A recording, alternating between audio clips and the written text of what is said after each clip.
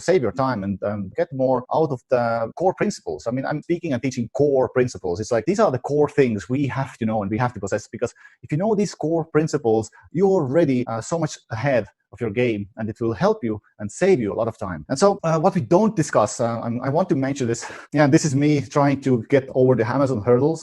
We don't discuss about seller central issues, account registration issues, legal and tax issues, trademarks, FPM, customer service, category approvals, FDA, listing shutdown issues, hazmat, and certification issues. So let's not speak about this, because we want to discuss about how to increase sales, right? You know, actually, it's funny that every time we come up with Amazon Mastery Program, then a lot of people are so obsessed about taxes. And you know what? Always when they ask me about taxes and how to pay taxes, I tell them that, you know what? You don't need to worry about taxes. Do you know why? Don't make any sales. You don't need to pay taxes then. Cool, right?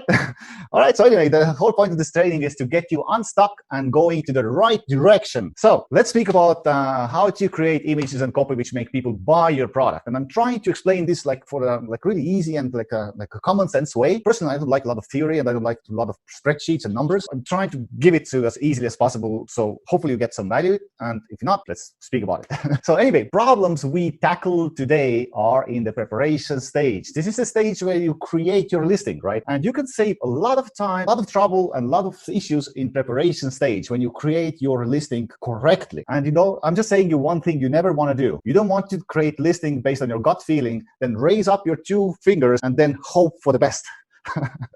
Don't do that. All right, cool, agreed? Yes, let's go. The problems we tackle today, these are the questions, you know. I always ask these from my employees, and I'm going to ask them from you as well. So are you able to explain in 30 seconds why should I buy your product instead of competitor's product on the market? Second question, does your main image and headline tells the customer why are your product better than competitor's product? Does your main image stands out? Is it in contrast from the crowd on the main page? You need to ask these questions from yourself. You know, if you can answer these questions really clearly, oh boy, you will be so ahead.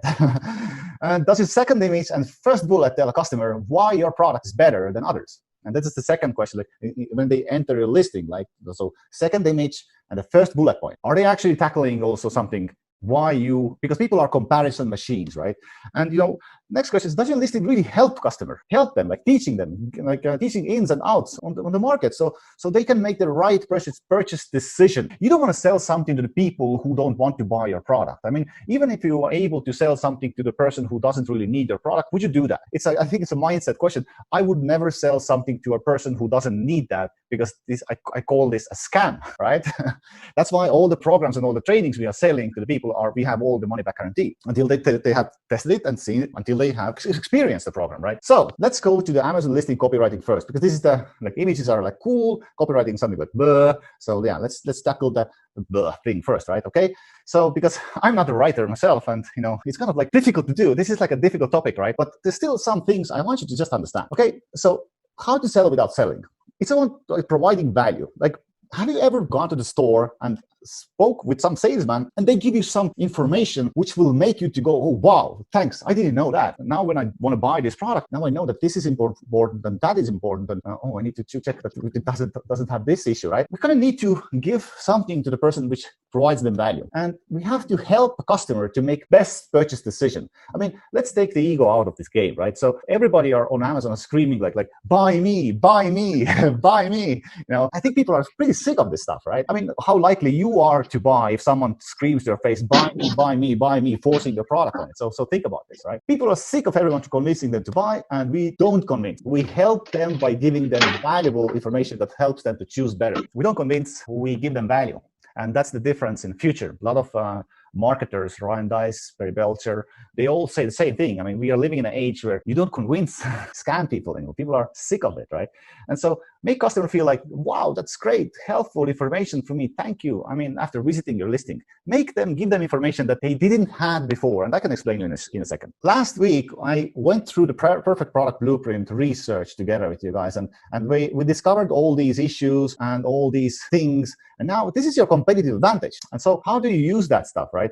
We ask in a perfect product blueprint, we ask questions like, what are the must-have attributes and features of that product standard on the market? And let me give you an example. So if you buy a cell phone, if you buy a mobile phone this moment, you probably know that it has to have a camera, So how many megapixels? It has to have like 5G already. It's coming on, right? You're looking at how many gigs it has, right? What else? What operating system or whatever. So you already have these things in your mind which you are comparing when it comes to the mobile phones, right? So let me ask you a question. Like, if you sell something on Amazon and people are comparison machines, why don't we make sure that we have all these things that people compare on our listing easily to understand, easy to see, right? I remember when I was selling honey, from Estonian seller. As soon as I put kilo price, people were actually validating honey based on how much, what's the price per kilo.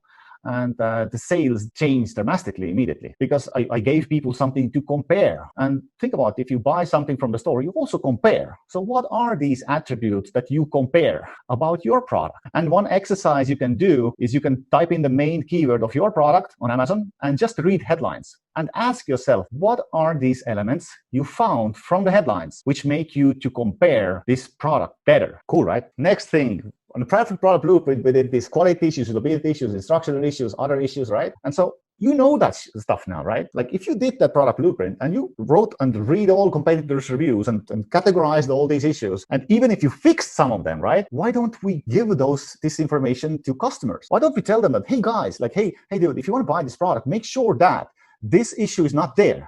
And then at the same time, you're showing on your listing image that you don't have that issue. You have fixed that problem already.